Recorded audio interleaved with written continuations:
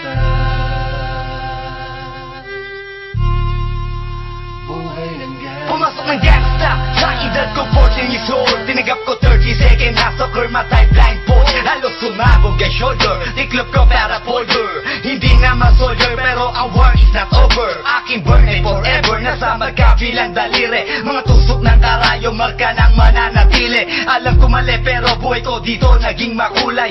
Bala ang alay para sa aming mga kaaway. Ang mawali sa minamahal ako'y nakahanda na. May tempo ang kalaban ng edad ihihito na. Pero teka muna, ito ba'y katotohanan? Mabigat na katanungan, ano bang pinaglalaban? Na dahil ba sa buhay mo'y sa sakripisyo? Kahit alam mo nga hastong nga kulungan ng nicho. Ang peligro at bata sa buhay namin ay likas. Bawat luwang papasak, bala ang katumba. Gusto mo ba na sumama sa aming mundo na madama?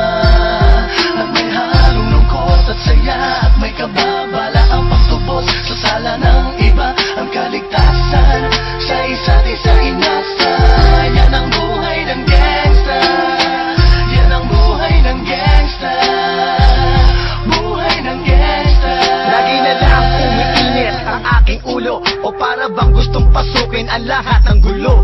Ang pulo lumalabas pag pumutok na ang baril. Ang pagiging sa kalsada, yan ang aking papel. Ako ay laging gigil, kaya't minsan napapasaba sa away ng iba, kaya't heto't napapahama. Pero pag hinahamak, umiiral na ang puot. Kundi suntok, may tutumba na lang sa isang putok. Ito na ba ang sagot? Para masabi lang na G, hindi ko to pinili. Pero bakit nagsisisi ang tulad ko? Paano kung kunin mo na ako? Sino na lang titingin sa mga maiiwan ko? Kaya nagsusumamo, pakinggan.